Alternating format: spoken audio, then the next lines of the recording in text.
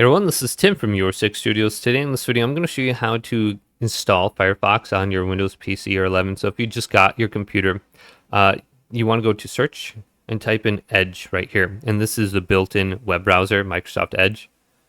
And then we can open this up and we can go to Bing search right here and just type in Firefox right here. And I guess the Firefox download is the top result. So we can go to here.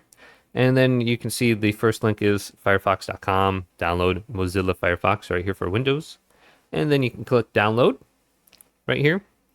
And it should open up real quick in the top right. And we can select this and go to yes for the permission. And you can see Firefox is now installing on our Windows PC or laptop. And once it's done, we can sign in with our account and we should be good to go. So just open up Microsoft Edge and you guys are good. Hopefully this video did indeed help you out. If it did, leave a big thumbs up and subscribe my channel down below.